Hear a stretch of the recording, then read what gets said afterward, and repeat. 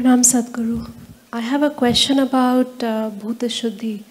We speak about cleansing of the five elements. Cleansing them of what? Why do they become impure? And what is the difference between Panchabhuta Aradhana, which happens on Shivratri, and the Bhuta Shuddhi process, which we learn as a part of Hatha Yoga? The five elements,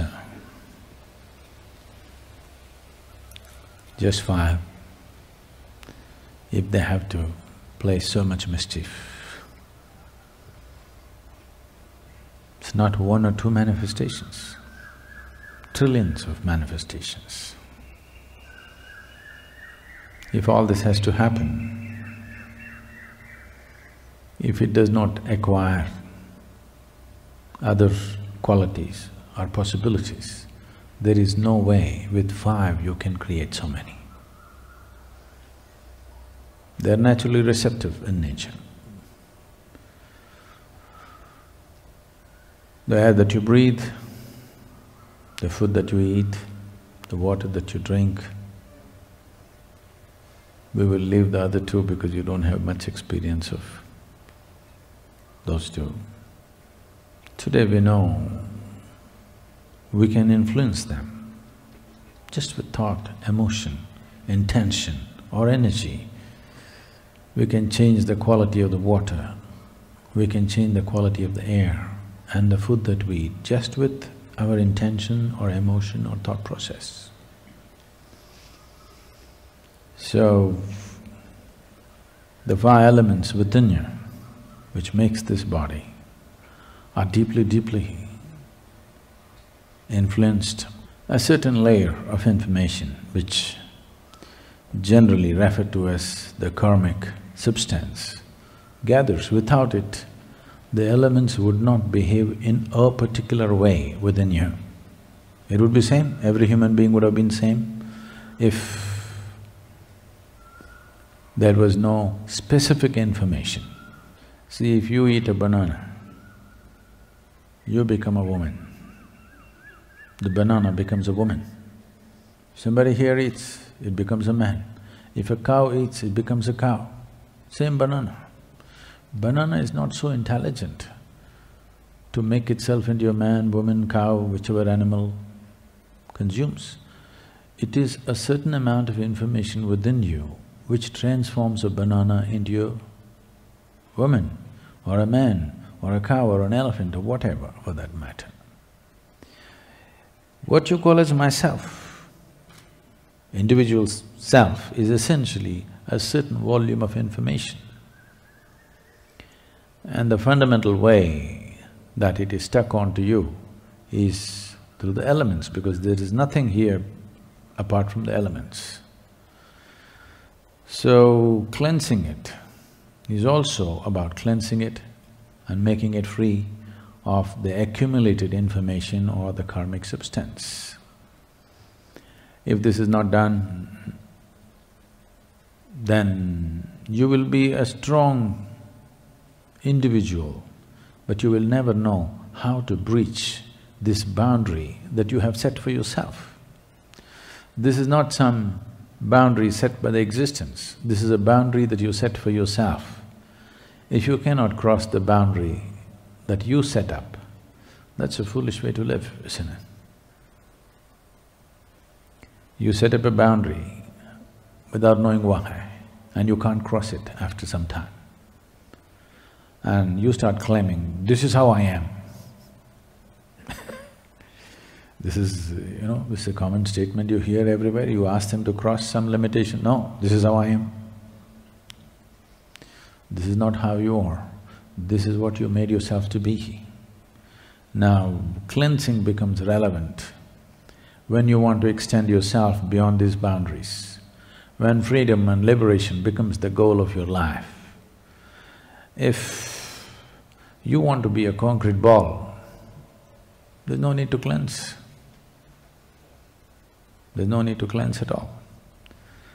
So, concretization of karmic processes will make you rigid. Rigidity will bring enormous amount of suffering, enormous. You don't need a calamity to happen, you are a calamity by yourself. You do not need any external assistance. This is called self-help. Most people, when it comes to their suffering, they're all on self-help, you know. Nobody need to poke them. When was it last time that somebody physically poked you? Oh? When was it last time? Maybe when you were in school, somebody did this to you. After that, nobody is bothered about doing anything like that. Most of you, almost all of you have never been poked with a dagger or a sword, at the most a pin or a finger, nothing more.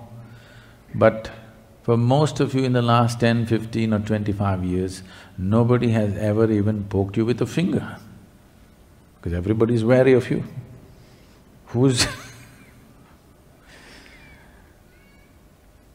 So, how much… if you look at the volume of suffering that you go through, anger, fear, hatred, jealousy, whatever else you go through, misery, whatever, how much has been caused from external agencies? How much is caused by you? If you look at it, it is a minuscule percentage which has been caused from external agencies. No, my mother-in-law said this, my boss said that. They are saying what they're saying, but they're not poking you. Physical suffering has not been caused to you from outside unless you're from Middle East.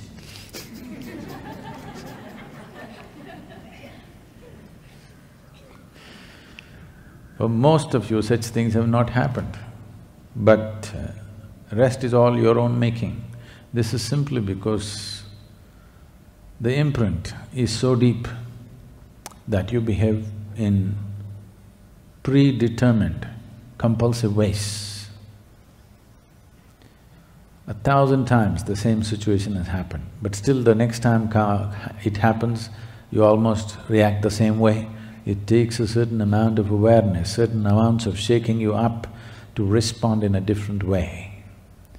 So, what's called Bhuta Shuddhi is to do it in the most fundamental level. If we cleanse your mind, if you clean it in the morning, by afternoon you'll have a whole new world again. It's really waste. This is why no significance or no importance is given in the yogic system towards your psychological structure.